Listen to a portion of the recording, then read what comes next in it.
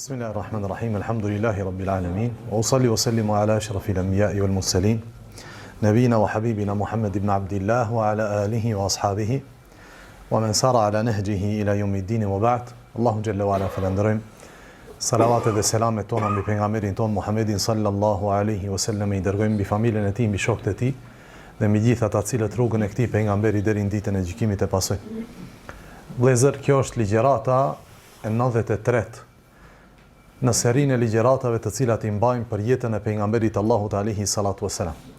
Dhe thjesht si rikujtim për ata të cilët nuk kanë qenë ligjëratat e kaluara, ose është hera e parë që vinë këto ligjërata, nuk është qëllimi prej këtyre ligjëratave që ne vëllezër të cekim vetëm rënditjen kronologjike të ndodhive që ka ndodhur në kohën e pejgamberit Allahut alaihi salatu wasalam. Qëllimi është që ne ta tregojmë jetën e pejgamberit Allahut alaihi salatu wasalam dhe të marrim mësim prej asaj që ka ndodhur në kohën e pejgamberit Allahut alaihi salatu wasalam, sepse në periudhë prej 23 viteve, të cilat I ka jetuar I dërguari Allahut alaihi salatu wasalam, si I dërguar, do me thënë si pejgamberi I Allahut, në këtë periudhë ka zbritur libri Allahu xhelle xhelaluhu, libër I cili është udhërrëfyes për çdo një njeri I cili thot la ilaha illallah, dhe nuk mund të kuptohet libri Allahu te bareke ve teala përderisa njeriu nuk I di rrethanat në të cilat ka zbritur libri Allahu xhelle xhelaluhu. Përndryshe, nëse ne marrim dhe mundohemi ta kuptojmë librin e Allahut të shkputur nga realiteti në të cilin kanë zbritur këto ajete, ne do të kemi kuptim të mangët dhe të shtrëmbruar të asaj të cilën Allahu neve na e ka zbritur si udhërrëfim.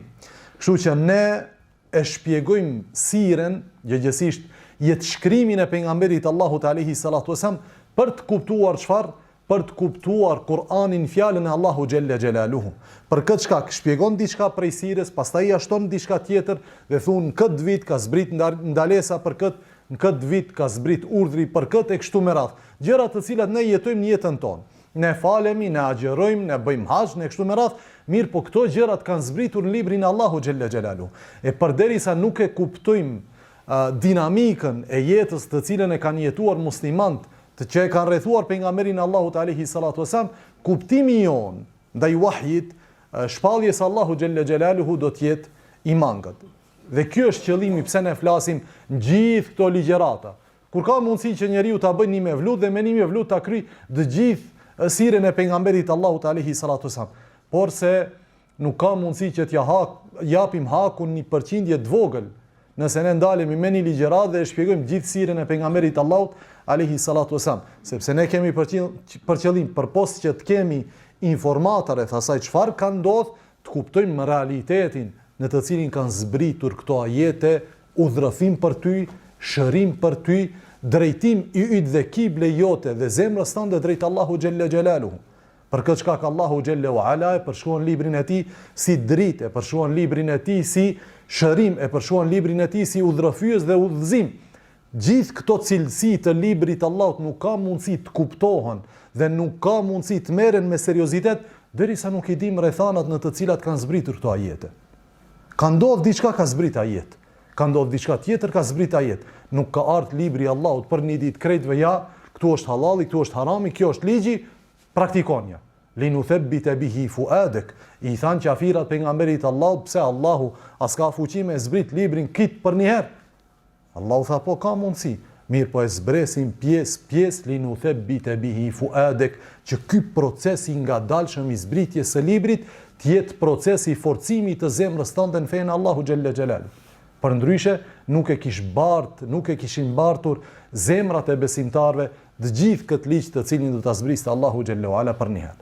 Kthehemi në temën tonë. Ajo është folëm ligjëratën e kaluar për shpërbërjen e këtyre fiseve të cilat kishin ardhur në formë të një aleance të përbërë prej 10.000 ushtarësh dhe të cilat e kishin mbajtur Medinën në një rrethakim I cili do zgjat dikundi 21 ditë, 22 ditë ose parafërsisht kaq, 3 javë le të themi. Të njëjtën ditë pejgamberi Allahut sallallahu alajhi wasallam nga ky rrethakim I Hendekut kthehet në Medinë, sepse në atë kohë Hendeku ishte në periferit Medinës, sot është brenda Medinës. Kthehet në Medinë dhe pasi kthehet I vjen Xhibrili alayhi salam në formë të një njeriu I cili është prej sahabeve, është Dihje ibn Khalifet el-Kelbi, radhiyallahu ta'ala anhu, dhe po i thotë o Muhammed, mos i lini armët tua, duhet vazhdosh tjetër kundi.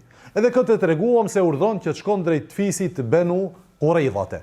Dhe ky është fisi i fundit nga 3 fiset e hebrejve, të cilit kishin mbetur në Medinë. 2 fise tjera ishin dëbuar nga Medinja. Kështu që pejgamberi Allahu te alayhi salatu wasalam nxjerr një prej sahabeve që të thret në Medinë, o ju njerëz, ka urdhëruar pejgamberi Allahu sallallahu alaihi wasallam të niseni drejt Beni Quraidhës.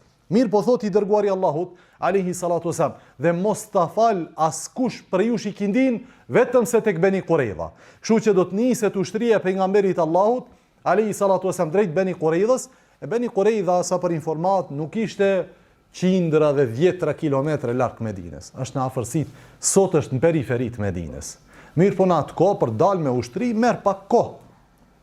Disa kilometre duhet të bëhen në marshim të një ushtrie e cila ka me qindra burra. E kështu që i dërguari Allahu sallallahu po ju thot sahabeve dhe mos ta fal askush prej jush ikindin vetëm se tek Beni Quraidha. Në gjys rrugës vjen koha e namazit ikindis. Dhe sahabet, si me thonë, fillojnë të polemizojnë çka ka dash që të thot i dërguari Allahu sallallahu alaihi wasallam. Mos ta falim me të vërtet, yerhamukallah, namazin vetëm se atje, apo e ka pat për qëllim që të na nxis të shpejtojmë për të arritur në Beni Quraidha përpara akşamit. Edhe sahabët u ndan në 2 grupe. Njëri grup tha ja, qëllimi ishte të na nxisë i dërguari Allahu sallallahu alaihi wasallam, të shpejtojmë që kur të arrijmë atje të kemi kohë për ta falë ikindin.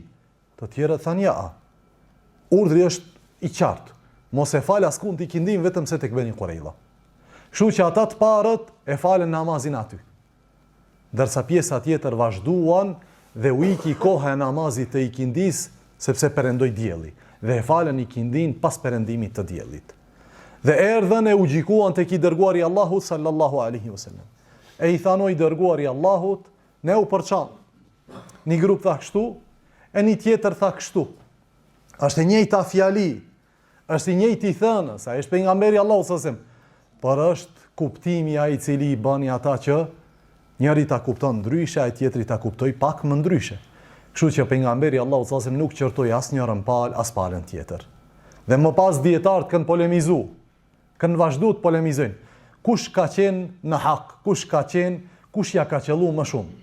Mirë po nuk jemi në ata cilët i gjykojnë sahabet kush ja ka qellu më shumë, përderisa i dërguari Allahut alayhi salatu wasalam ka hesht dhe nuk e ka qortu asnjërin palë, madje heshtja e tij tregon për kuptimin e drejtë të secilës palë dhe tregon se ka mundësi në çështje të fiqhut muslimanët të kenë më shumë se një mendim, përderisa argumentimi është i shëndosh, përderisa procesi i ndërtimit të konkluzës është i shëndosh, ka mundësi që unë edhe ti të kemi 1 ose 2 ose 3 mendime, edhe pse bazohemi të njëjtin argument. Por se kuptimet tona janë ata të cilët japin konkluza të ndryshme. Kështu që i dërguari Allahu sallallahu alaihi wasallam nuk qortoi as këtë palë e as palën tjetër. Po ka diçka tepër interesante në këtë hadith. Thënia e tij alayhi salatu wassalam dhe të mos e fal askush prej juve i qindin vetëm se Beni Quraidha. Në shikim të parë, hadithi është prej haditheve të dispozitave të fikut që tregojnë se a bën as bën, mirë po ka një kuptim të thellë, ajo është se i dërguari Allahut alayhi salatu wassalam e ka lidhur shpejtësinë në drejtimin e sahabëve, në destinacionin e sahabëve tek Beni Quraidha me çështjen e namazit. Që na bën neve të kuptojmë se tek sahabët nuk ka pat diçka më të vlefshme se namazi i tyre.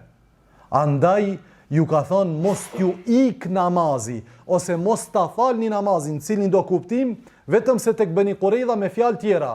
Nëse ju nuk shpejtoni, do t'ju ik gjëja më e rëndësishme që e bani jetën tuaj, namazi. Si me thonë me fjalë tjera sot, na thot dikush ka në filan vendi.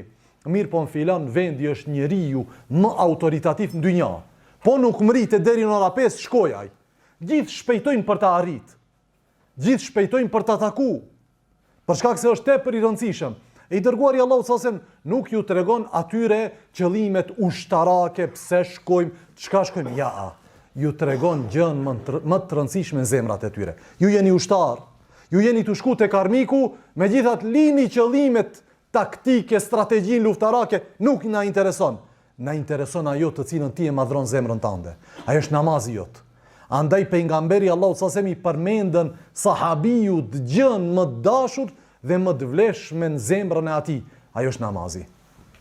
Mos e fal namazin vetëm se tek Beni Qurayza. Me i thonë sot dikujt pri bive tonë. Mos të kap namazi vetëm se tek Beni Qurayza, da kape namazi i xhumos së ardhshme. Xhumoja jo ikindia, se falen ikindin.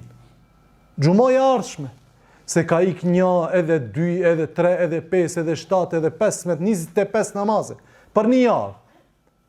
Dhe nuk turprohet që kur thirë si Allahu të thret hayya ala salah, hayya ala salah, hayya ala al falah, hayya ala al falah, ai ti përgjigjet. Wala hawla wala quwwata illa billah. E kështu në këtë duket dallimi mes atij që ka folë në kohën e pejgamberit Allahut, ai është pejgamberi Allahut alayhi salatu wasalam, dhe ata që e kanë dëgjuar fjalimin e tij alayhi salatu wasalam, dhe dallimi mes fjalimeve tona, atë që flasim dhe atë që dëgjojmë. Sa ai që fliste dinte vlerën e asaj që e flet, dhe ata që dëgjonin e dishin vlerën e asaj të cilën e fliste i dërguari Allahut sallallahu alaihi wasallam. Sidoqoftë, pejgamberi Allahut alayhi salatu wasallam jep këtë urdhër dhe e dim që sahabët disa mritën atje pas perëndimit të diellit, disa para perëndimit të diellit.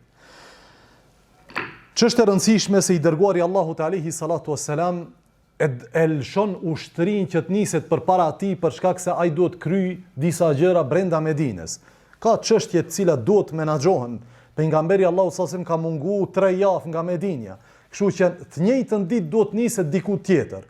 Edhe ai fillon që të menaxhoj çështjet dhe të lë zëvendës në Medinë, të plotson ato shprastirat e dobësisë brenda Medinës dhe vënohet pak nga ushtria e tij.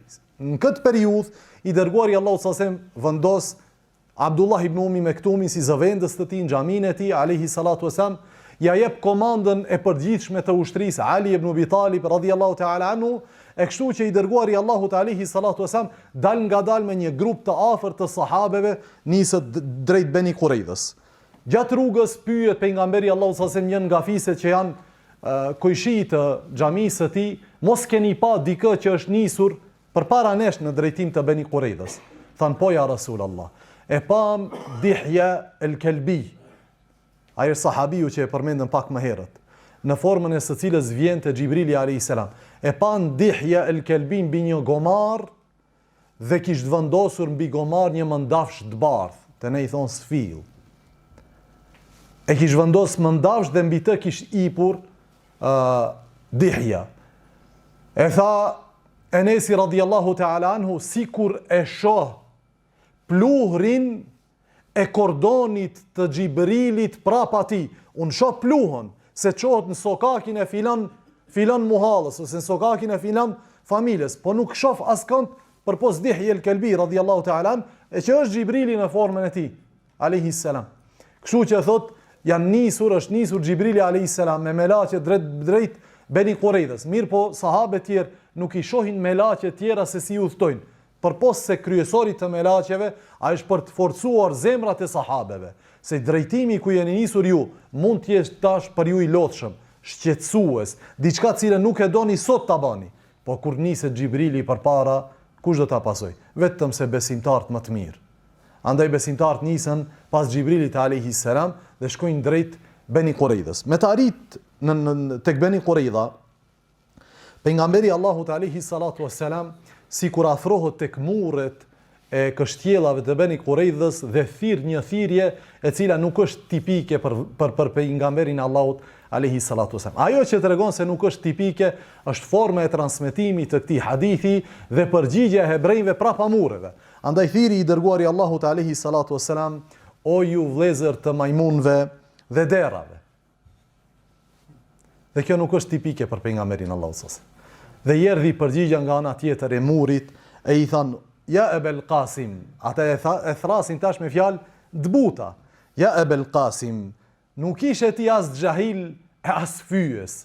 Do me thonë si erdh puna ti të na flasësh në këtë formë.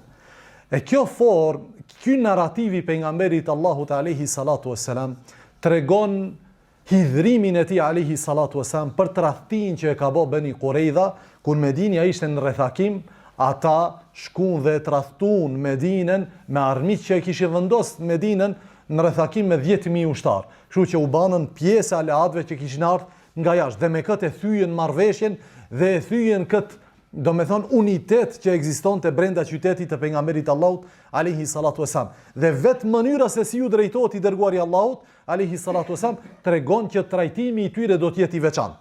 Edhe është i veçantë. Nuk gjen në historinë e pejgamberit Allahut alayhi salatu wasalam trajtim të ndonjë grupi sikurse trajtimi i burrave të Beni Quraidhës. Merë historinë. Lezo gjithçka rreth pejgamberit Allahut alayhi salatu wasalam, rreth luftave të tija, brenda 23 vjetëve, thuj brenda 10 viteve, për shkak se lufta në Mekë ishte ndaluar. Nuk do të gjesh trajtim sikurse trajtimi i tradhtarëve të Beni Quraidhës. Këta do të kenë trajtim të veçantë dhe kjo duket nga momenti i parë i ardhjes së pejgamberit Allahut alayhi salatu wasalam tek kështjellat e tyre. Më pas, kryesori i tyre, ai është Ka'b ibn al-Asad, kryesori i Beni Quraidhës, po ju thotë ju njerëz, ju vetëm se e shihni se çka është të ndodh. Çka është të ndodh? Kjo është diçka e veçantë. Vjen Muhamedi alayhi salatu wasalam me këtë fjalor dhe na drejtohet me këtë fjalor. Dhe o ju njerëz, ju po e shihni se çfarë është të ndodh dhe çfarë na ka gjetë neve si ummet, si popull. Andaj ju thot nuk na ka mbet përpara nesh vetëm se 3 gjëra. E para thot, ju vetëm se e keni pa se ky njeri është pejgamberi i Allahut. I keni lexuar cilësitë e tija në librat ton dhe në librat përpara nesh. Kështu që neve na mbetet vetëm se ta pranojmë, të besojmë të dhe e kemi siguruar veten dhe familje dhe pasuritë tona nga çdo dëm. Nga se kush bëhet musliman, pejgamberi i Allahut sallallahu alajhi wasallam e pranon. Përgjigjja e tyre në mënyrë unanime ishte as se si. Nuk e lëm fenë e baballarëve ton për fenë e këtij njeriu, edhe pse e dim që është pejgamber. Atëherë e dyta, nëse refuzoni këtë, atëherë bëni burra, ju burra, çka keni dalë në luftë me aleatët që erdhen nga jashtë Medinës, tash bënu burra, thanë si, vritni gratë dhe fëmijët tuaj. Ju vritni gratë dhe fëmijët që të mos kemi për këtë mendojmë kur dalim jashtë kështjellës për ta luftuar Muhammedin alayhi salatu wasalam dhe burrat që janë me të. U përgjigjen burrat, e çfarë lezeti ka jeta pas vrasjes së grave dhe fëmijëve tonë? Për çka të jetojmë më? Ti vrasim gratë dhe fëmijë? Ç'është interesant më jeta pas kësaj? Thanë ja. Na jep të tretën. Tha nëse refuzoni edhe këtë, atëherë sonte është natë e shtunë. Ka qenë natë e shtunë. E ju e dini që jo musebt dita e shtunë tek hebrejt është ditë e shenjtë dhe e madhruar. Kështu që thanë ne nuk luftojmë ditën e shtunë. Edhe Muhamedi alayhi salatu wasallam e di këtë gjë. Po haj ne të luftojmë sot dhe ta thejmë këtë ligj brenda nesh.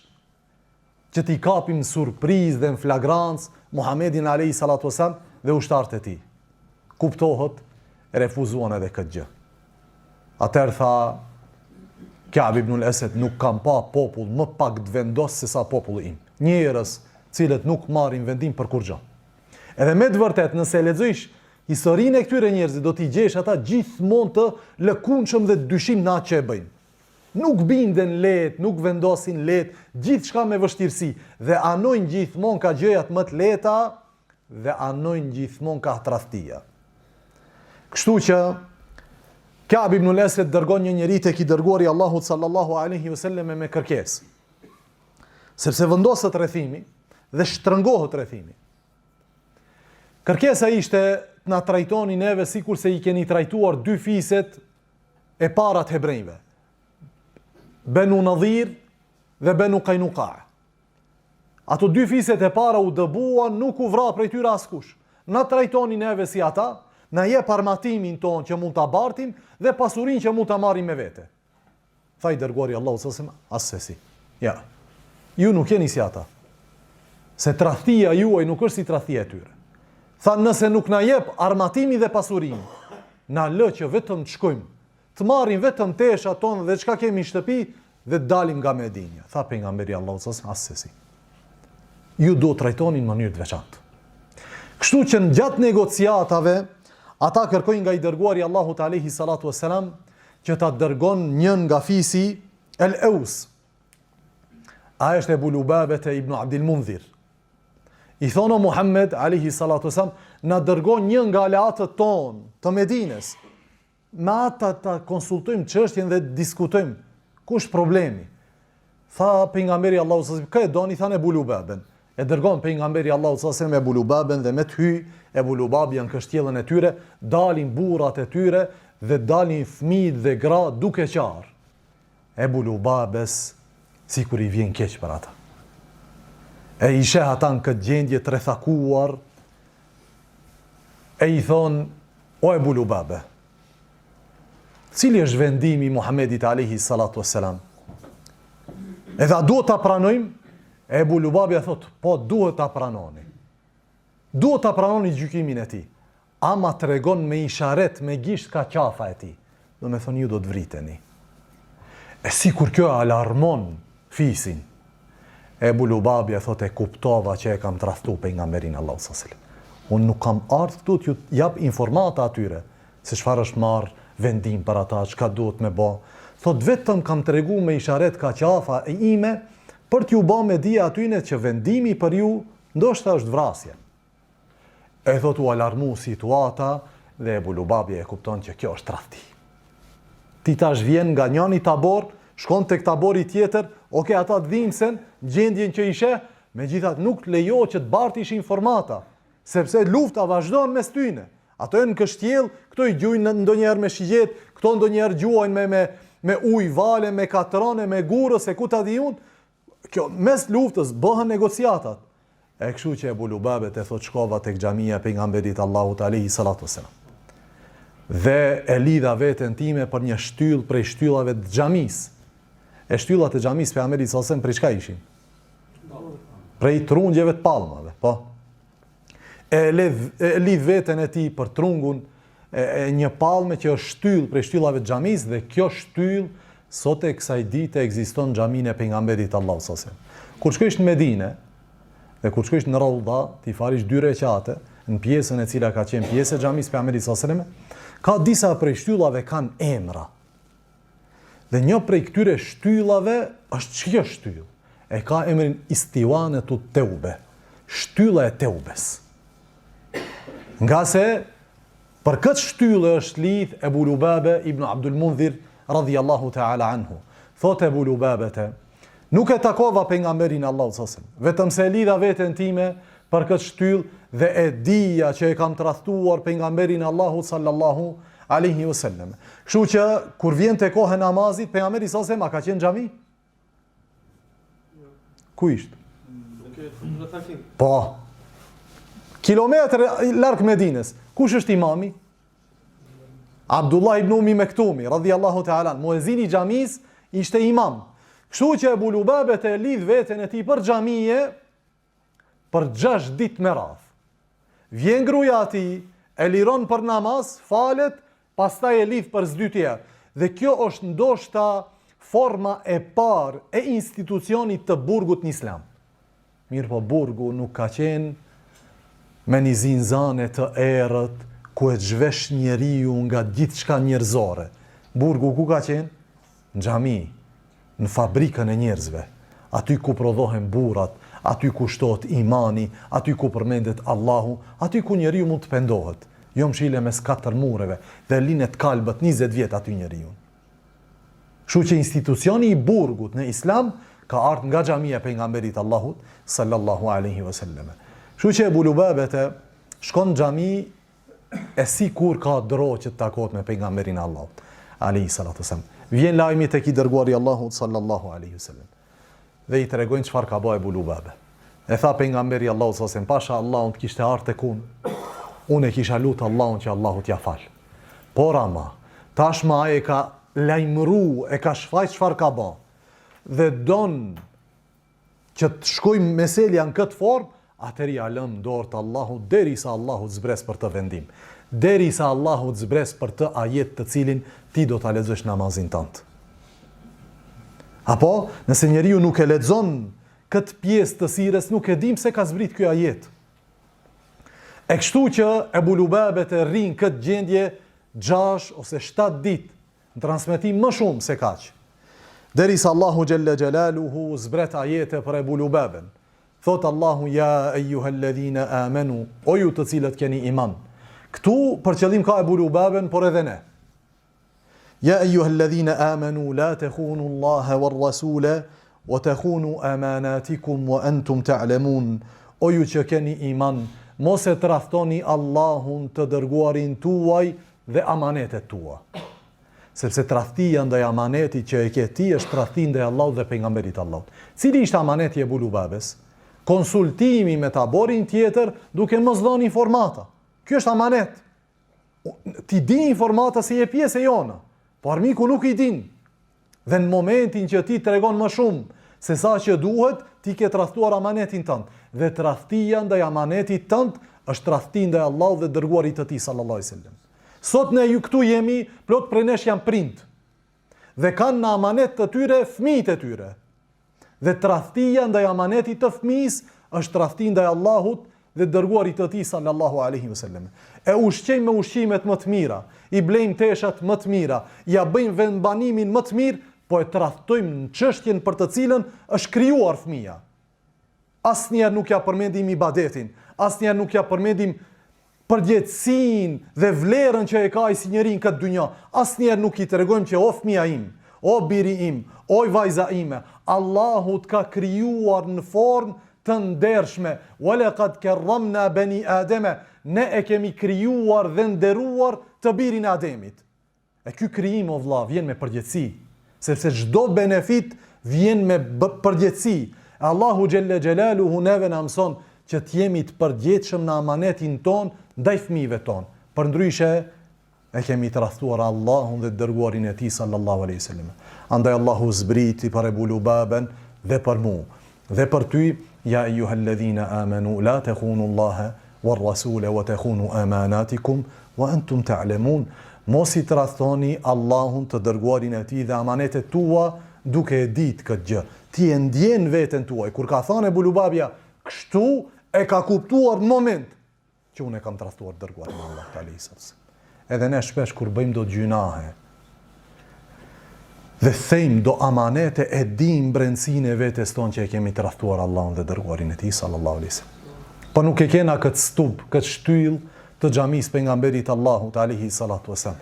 E nuk e kemi pejgamberin Allahut alayhi salatu wasallam disa kilometra larg nesh, që të lidhemi për këtë shtyll dhe të presim që Allahu të zbres për ne ajete.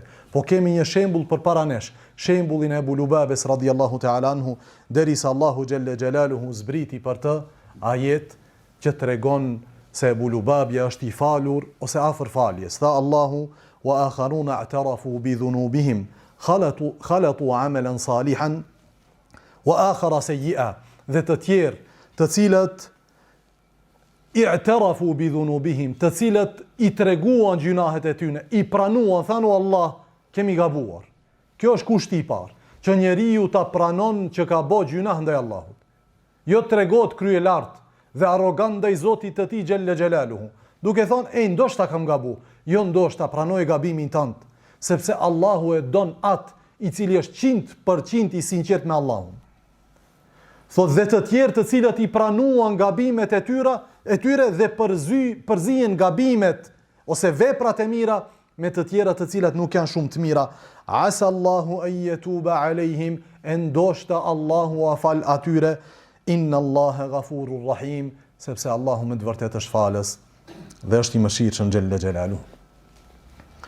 Kjo gatishmëri e sahabeve dhe kjo gjallëri e zemrave të tyre dhe ky nivel i lartë i ndërgjegjes së raportit të tyre me Allahun e bën që të shkon tek armiku, negocion me të, të konsultohen ata me të, të bëj gabim dhe publikisht ta pranon një gabim që quhet gabim i rënd. Dhe thot që Allahu do të gjykojë mes meje dhe gabimit tim. Kush don o vëllezër që të gjykohet publikisht? Ne i fshehim gjunahet tona. Ebu Lubabet jo se e fsheh gjunahin. E tregon gjunahin e tij, vetëm mbi veten e tij zbaton një formë të dënimit që është nënçmuese për njeriu. Kush do të rrijë në xhami i lidhet për një shtyll? Askush. Ebu Lubabe bën këtë gjë. Dhe Allahu zbret për të ajet i cili do të lexohet derisa lexohet libri Allahu Gjelle Gjelaluhu. Kjo nga se këta njerëz kishin gjallëri të zemrave që sa herë që bënin gabim, me njëherë ktheheshin e pranonin gabimin e tyre dhe sinqerisht kërkonin falje tek Allahu për atë të cilën e kanë gabuar. Edhe pse më bëni Qurejda e kuptojnë që ata ndoshta do të vriten. Sepse lajmi për këtë gjë ju vjen nga një mik i tyre, një i cili ka qenë shumë i afërt i tyre. Andaj ata zgjodhen Ebu Lubabën nga të gjithë njerëzit. Sa i ka mundësi të na ndihmojë. E sikur e kuptojnë që trajtimi i tyre nuk do të jetë sikur se trajtimi i dy fiseve tjera përpara tyre. Kështu që pas 25 ditëve parafërsisht, 25 ditë rrethakim, çështja brenda këtyne fortifikatave përkeçohet, uria shtohet, edhe ditën e fundit komandanti i pejgamberit Allahu sallallahu alaihi wasallam është Ali ibn Abi Talibin radhiyallahu ta'ala anhu, po thret me zë të lartë: Ja kataib al-iman, o ju batalonat e imanit. I thret sahabeve tash: ju jeni bataloni i imanit, nuk jeni ushtar thjesht. Thot, sot ose do ta shliroj këtë fortifikat, ose do ta shijoj atë që e ka shijuar Hamza ibn Abdul Muttalib radhiyallahu ta'ala an. Hamza është axha i Aliut. E thot Aliu, sot ja e shliroj këtë vend, ja do ta shijoj shehidllëkun sikur se e ka shijuar Hamza në betejën e Uhudit. Kështu që me një anë Aliu, nga tjetra Zubair ibn al-Awwam përparojnë dal nga dal në çlirimin e kështjellës. Dhe për një herë krerët e kështjellës dhe Beni Quraidhës vendosin që të dorëzohen. E shohin vendosmërinë e ushtrisë së pejgamberit Allahut alayhi salatu wasalam dhe dërgojnë njëri dhe i thon pejgamberit Allahut: ne o Muhammed pranojmë alayhi salatu wasalam, pranojmë gjykimin tënd. Gjyko çka dush, ban çka dush me ne. Allahu xhalla xjalaluhu e përshkruan këtë gjendje të tyre në disa prej ajeteve të cilat do t'i lexojmë. Si faktor kryesor të këtij dorëzimi është wa qadhafa fi qulubihim ar-ru'b, dhe Allahu futi frikën në zemrat e tyre. Edhe pse e kanë ditë se ndoshta do të vriten, megjithatë çka të bëjmë? Dorëzohemi për shkak të frikës së madhe nga ushtria e cila ishte duke i sulmuar. Por në momentet e para të çlirimit, fisi Eus e ndjen sikur se pejgamberi Allahu sallallahu alaihi wasallam ju ka një lloj borxhi atyne. Cili është borxhi? Kur Benu Qainuqa dhe Benu Nadhir u dëbuan nga Medinja, pejgamberi Allahu sallallahu alaihi wasallam u dha fisin komplet Khazrexhit. Tha, bani çka doni me ata. Ju vendosni. Sepse Khazrexhi u friksuan që i dërguari Allahu sallallahu alaihi wasallam do t'i vret. Kështu që pejgamberi sallallahu alaihi wasallam tha, ju vendosni. E Eusët shkojnë tek pejgamberi Allahut alayhi salatu wasalam dhe thonë: ja Rasul Allah, ta bëjmë me këto që janë alat tonit, sikur se e bëm me dy fiset vëllezër të këtyre më parë. Sa pejgamberi thotë: çfarë? Na i lin neve në dorë, sikur se i le ata dy fiset e mëhershme tek vëllezërit ton nga Khazrexhi. E pastaj ne gjykojmë për ata. E pejgamberi Allahu sallallahu alaihi wasallam kur e shef insistimin e madh këtyre dhe numrin e madh që kishin ardhur tek ai, tha: o ju Eus, a jeni të kënaqur që ndaj tyre të gjykon një prej zotrive tuaj? Thanë ata: po. Le të gjykon një nga ne. Nga se është i afërt me ata dhe do të jetë i butë dhe i mëshirshëm ndaj tyre. Tha pejgamberi Allahu sallallahu alaihi wasallam: atëherë le të jetë zotriu juaj Saad ibn Muadh radhiyallahu ta'ala anhu. A jeni të kënaqur? Thanë: jemi të kënaqur. Kështu që krerët e Eusit shpejtojnë tek Saadi. E Saadi ku ishte? I plagosët në xhami. Sepse në xhamia në atë kohë nuk ishte vend ku vetëm dhe falna Allah i kabull, selam aleikum, mos ja shohim syt njëri tjetrit. Xhamia në atë kohë ishte qendra për gjithçka. Ishte vend ku mjekoheshin të plagosurit, ishte vend ku Ebu Lubabi e lidh veten e tij dhe burgoset të, ishte vend ku njerëzit të cilës dishin shkrim lexim u mësonin shkrim leximin e kështu me radhë. Shkojnë tek Saadi në xhami dhe ai mjekohej nga plaga të cilën e kishte në krah. Dhe kështu i thon: o Saad, pejgamberi Allahut alayhi salatu wasalam të ka ngarkuar me një mision të madh. E ti duhet gjykojsh për vëllezërit ton nga Benu Quraidha, për aleatët ton nga Beni Qurayza. E merr mësim prej dy fiseve të mëhershme, do me thonë kopioje të njëjtin gjykim edhe jepe për këta. E Saadi si ishte i shtrir, u qua pak dhe tha ka ardhur koha që Saadi mos të friksohet nga kritikusit dhe qortusit kur vjen puna për Allahun. Ata që kishin ardhur, shumica prej tyre e kuptuan mesazhin. Andaj secili prej tyre shkoi në shtëpinë e tij, në transmetim, shkuan në shtëpinë e përbashkët të fisit, sepse fisi kishte një shtëpi të përbashkët, dhe sikur than, shkuan burrat e Beni Qurayzës, do të vriten. Saadi s'kish gjyku kur gjë, pa ata e kuptuan që Saadi kishte vendos diçka e cila nuk ishte e dashur për ata. Kështu që e morën Saadin, e hypën mbi një gomar dhe në atë formë e dërguan tek Beni Qurayza. Plaga i rrithte gjak, në këtë gjendje i sëmur, e sheh pejgamberi Allahu sallallahu alaihi wasallam Saadin duke ardhur dhe ju thot tash sahabeve në krye me ensart, qumu li sayyidikum, çohun i zotrisë tuaj. Graun kom. E di kush ka ardhur? Saadi ka ardhur radiyallahu ta'ala. Qumu li sayyidikum, në transmetim, qumu li khayyirikum, ngritjuni në kam, çoni në kam më të mirit prej jush. Pastaj sahabët u çuan dhe ndihmuan Saadin që të zbret nga gomari. Thot Ibn Kathiri rahimahullah. Dhe kjo thënie e pejgamberit Allahut sallallahu alaihi wasallam ishte e qëllimshme dhe synohen me të dy gjëra. E para, synohet me të fakti që Saadi ishte prej zotrive të sahabeve në përgjithësi. Po tash ai ju drejtohet ensarve që ky është një nga krerët tuaj. Edhe është i veçantë. E dyta, në këtë rast, ai që do të gjykoj për Beni Qurayzën nuk jam unë, pejgamberi Allahut. Ndërsa ju jeni mësuar që ai i cili gjykon është kush? Është pejgamberi Allahut sallallahu alaihi wasallam. E tash unë po ju them që gjykimi të zë vend në zemrat tua, kjo është zotria. Që ju në kam zotris dhe ndihmoj që të zbret nga gomari i tij. Edhe zbritën Saadin radhiyallahu ta'ala an, e i thot pejgamberi Allahut sallallahu alaihi wasallam: O Saad, këta kanë pranuar gjykimin tënd. Do me thënë nuk pranojnë gjykimin tim. Kanë pranuar gjykimin tënd dhe gjyko si ta shohësh. As një fjalë pi pejgamberit Allahut alaihi wasallam. As ban kështu, as ban ashtu, përderisa unë nuk jam gjykatës dhe unë jam i kënaqur që ai të jetë gjykatës, dhe ata janë të kënaqur që ai të jetë gjykatës, gjyko vëlla. Fol ti, nuk ka nevojë që të flas unë. E Saadi radhiyallahu ta'ala anhu me një fjali e cila është regjistruar në historinë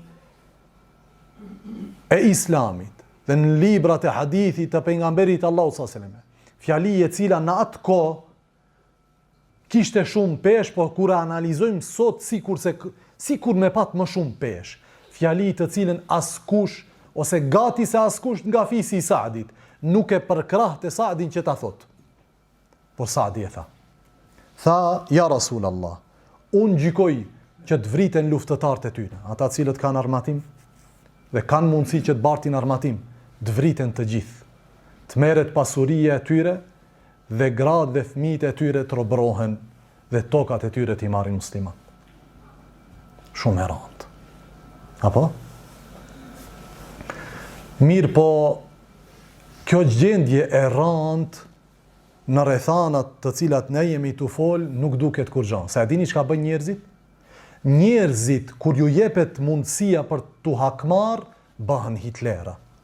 Nuk lan as grua, as fëmijë, as tokë, as shtëpi, as pasuri, gjitha i gjegin.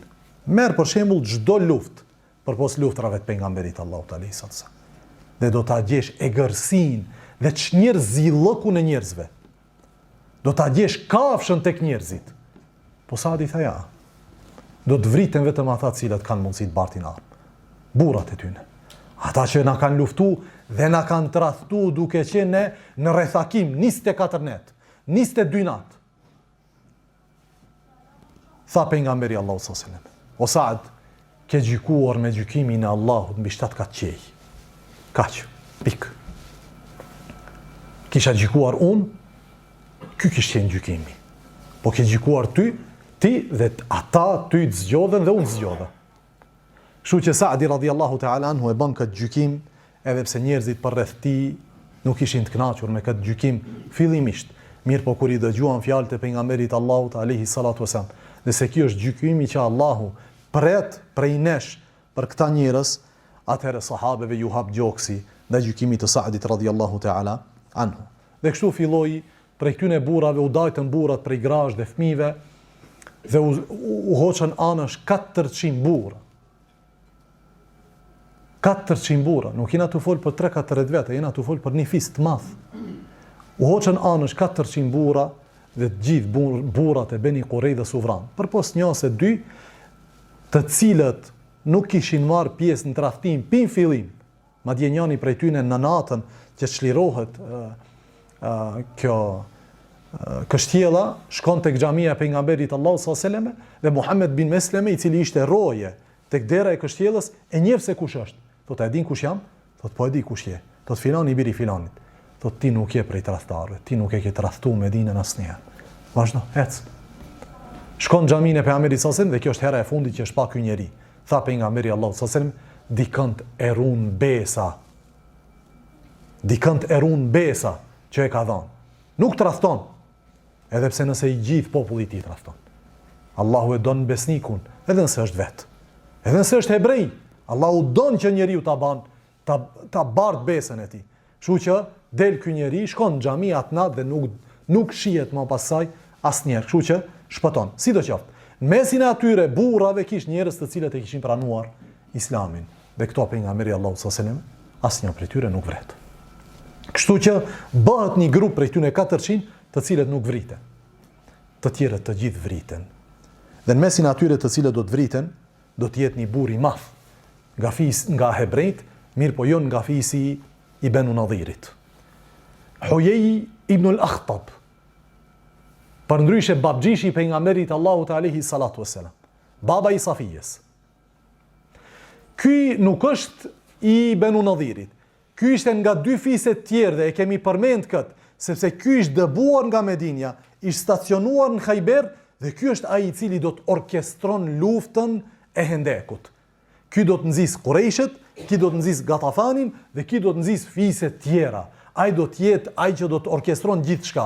Mirë po në fund kur e sheh se Qurayshët dhe Gatafani do të tradhtojnë, ai do të shkon tek Beni Qurejda dhe sikur don strehim në kështjellën e tyne. Po thot, nëse Muhamedi alayhi salatu wasalam na sulmon, unë do t'ju qëndroj besnik deri në fund. Dhe kështu ndodhen. Ju qëndron Beni Qurejdas deri në fund dhe vritet, madje thuhet që i dërguari Allahu sallallahu alaihi wasallam shkon në momentet e fundit të tij dhe e pyet e i thot: "Hel akhzak Allah?" A nuk të ka poshtru Allahu? Çfarë gjendje kjo ardh? Këtë kush e thot pejgamberi Allahu sallallahu alaihi wasallam? Hel akhzak Allah? A nuk të ka poshtru Allahu xhalla xhelalu? E thot ai Huyej ibn al-Akhtab, i cili vajzën e ka të martuar me pejgamberin Allahu sallallahu alaihi wasallam. Thot, ti ke triumfuar mbi mua dhe mbi popullin tim. Mirë po, nuk e kam qërtu, as nuk e fajsoj veten pse kam dalë kundër teje. Është, do me thënë tu vra, prap nuk e fajson veten. Por a me e di diçka, që ai i cili nuk e ndihmon Allahun, Allah nuk e ndihmon atë. Kështu që si me thonë, unë se kam ndihmu Allahun, dhe Allahu nuk më ka ndihmu kundër teje. Kështu që qartë kuptohet se nga cila palë, kush ku është, ti je nga pala aty në cilët të ndihmojnë Allahun, e unë jam nga pala tjetër, thot transmetuesi, urdhroi pejgamberi sallallahu alajhi wasallam dhe u vraft Allahu e mallkoft. Kështu thot transmetuesi. U vraf Allahu e mallkoft. Dhe nga Beni Qurejda nuk është vra asnjë grua, por pos një. Asnjë grua. Janë vra 400 burra, por asnjë grua nuk është vra. Dhe rasti i kësaj gruas është shumë interesant. Thot Aisha radhiyallahu ta'ala anha, pasi, do me thëmë për ta kuptu vëllezër, kjo nuk shkon, në ai marrim 400 burra e në përgjim sa atis kryet kjo punë. Këto kanë njerëz, kanë familje, kjo procedur ka marrë ditë. E kuptoni? Kështu që Aisha e thot radhiyallahu ta'ala anha, gratë dhe fëmijët i kanë hek, e burrat i kanë çuar në disa shtëpi. E thot, atë ditë që burrat e Beni Qurejdas vriteshin, në shtëpinë time ishte një grua nga Beni Qurejda.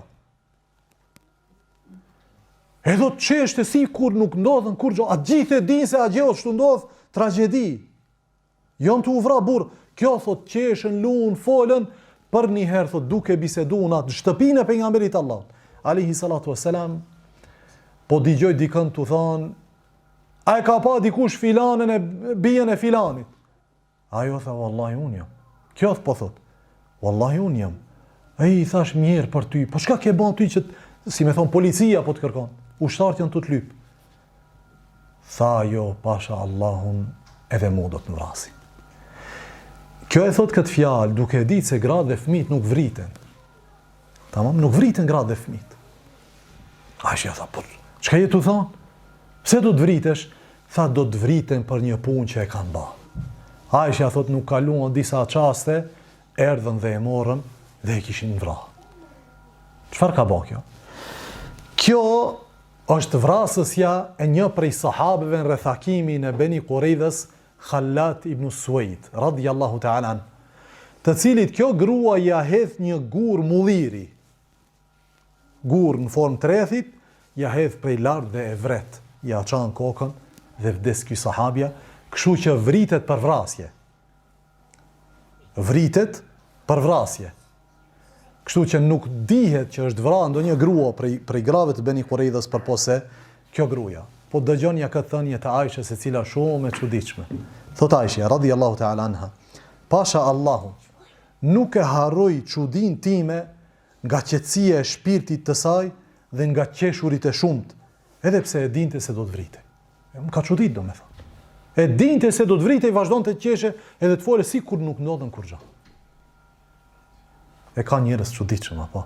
Kjo është një prej atyre njerëzve të çuditshëm. Zbriti Allahu xhallahu ala ajete për këtë që ka ndodhur me Beni Quraidhën dhe tha: "Wa anzala alladhina dhaharuhum min ahli alkitabi min sayasihim wa qadhafa fi qulubihim ar-ru'b." Dhe Allahu i zbriti prej kështjellave të tyre, ata të cilët e ndihmuan armikun e jashtëm dhe u futin në zemrat e tyre frikë. Fariqan taqtuluna wa ta'siruna fariqa, një pjesë prej tyre e vrarë dhe të tjerë i robruat. Wa awrathakum ardahum wa diyarahum, dhe Allahu atë trashëgoi juve tokën dhe shtëpitë e tyre. Wa amwalahum, edhe pasuritë e tyre. Wa ardan lam tata'uha, dhe Allahu bëni trashëgimtar të një toke të cilën nuk e keni shkel. Çfarë ka për qëllim me këtë tokë? Allahu alem. Disa prej dietarëve kanë thënë është Khajberi, të tjerë kanë thënë që ka për qëllim tokën e Bizantës edhe Persis. Mirë, po plot prej dietarëve thonë që Allahu i premton tash pejgamberit Allahut sallallahu alaihi wasallam që ju do të trashëgoni prej Allahut tokë të cilën ushtarët tuaj nuk e kanë shkel asnjëherë. Dhe kjo është ajo të cilën e tha pejgamberi Allahut sallallahu alaihi wasallam që e përmendëm ligjëratën e kaluar, tash ne i luftojmë ata jo me ata neve. E kjo është një shtytje prej Allahut se me të vërtet ju jeni në drejtim të duhur. Wa kana Allahu ala kulli shay'in qadira, dhe Allahu ka mundësi që të bën gjithçka.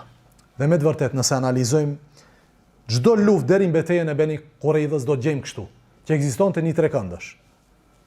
Ky trekëndësh ishin Qurayshët, munafikët e Medinës edhe hebrejtë e Medinës.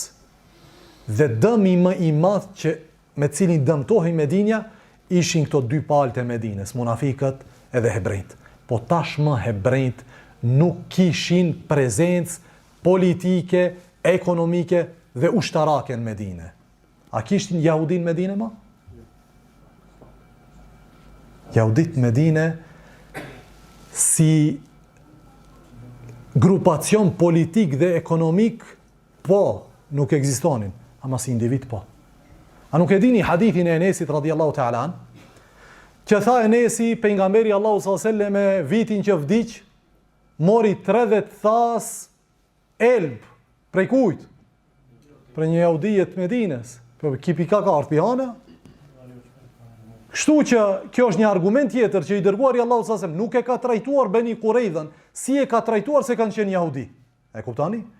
Për shkak se jahudit kanë vazhduar të jetojnë në Medinë. Ata janë trajtuar siç janë trajtuar për shkak të tradhtisë së tyre, si xhamat, si grupacion, jo se janë jahudi.